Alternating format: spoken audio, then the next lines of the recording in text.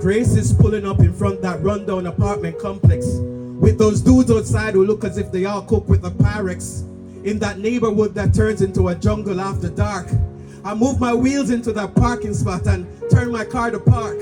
Brothers get killed there every week. Sisters get robbed there every day. If I walk inside, it's a wrap. Nobody knows my face. I see those dudes outside and read the warnings on their tattoos. This is not a place I want to walk inside of, but I have to.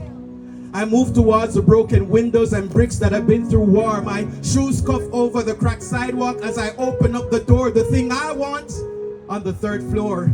I navigate through broken hearts. This is the place where dreams go to die. People look like defective parts. I start my search through dingy halls with folks that stand like firing squad. Each corner turns feels like a trap. This maze is made unsafe with its flaws. Stained lights are always like a map. The tiles stick to both my feet. I pass rooms that are dim like jail cells. People stare. I feel the heat. I reach rooms that are. My apologies. Woo. Woo.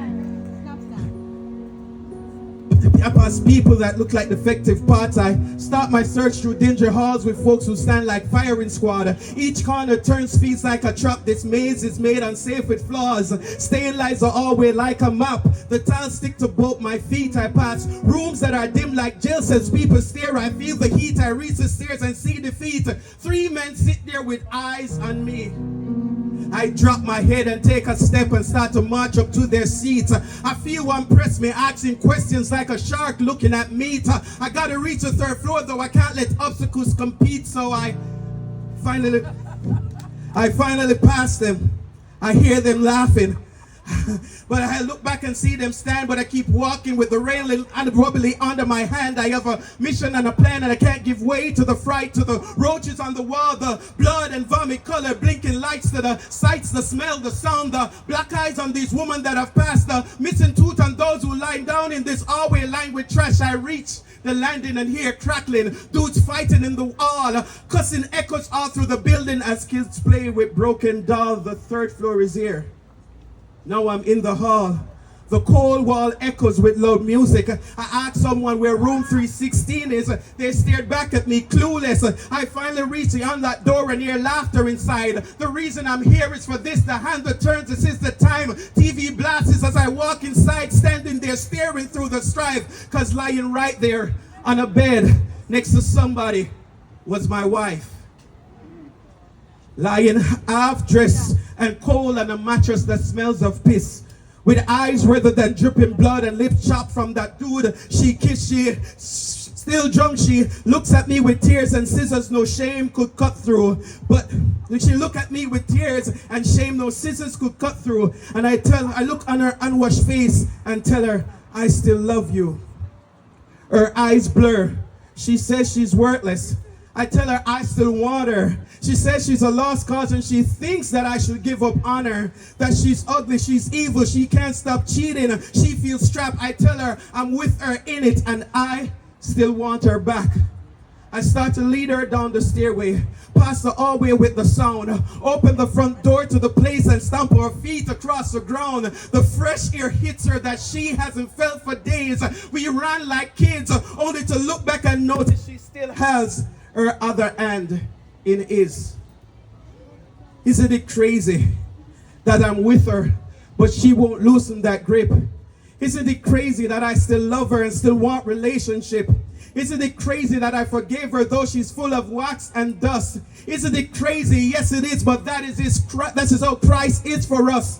And I don't know if you understand it, but my friends, we are that bride. And I can speak for you. I have been unfaithful. I have lied. I have a feeling that apartment have rooms where each of us went. And if it wasn't for Christ, our dry souls will be stuck paying the rent. What's really crazy is that he searched under the darkest of cold rules. And Jesus didn't come for perfect smiles. He came for prostitutes. For those outside with cardboard boxes on a cold and empty ground. He searched through crumbling doors and rotten walls. And that's where I was found. I'm not the king with gold and silver and silk pants over my leg.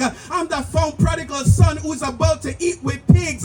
I'm not the one who never ran off at the threat of sword or lion. If you look into my past, I've been that Peter who denied him.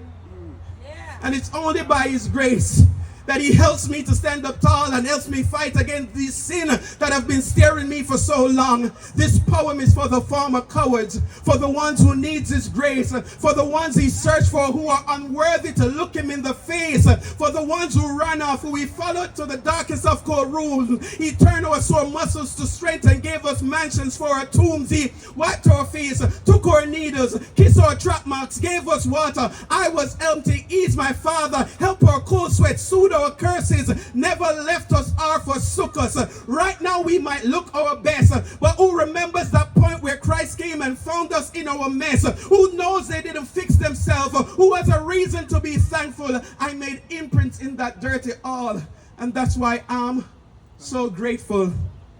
This poem is for two sets of people. For the ones who already know that Christ cares, and the ones still on that mattress who just realized that he's there. Look, do what I did.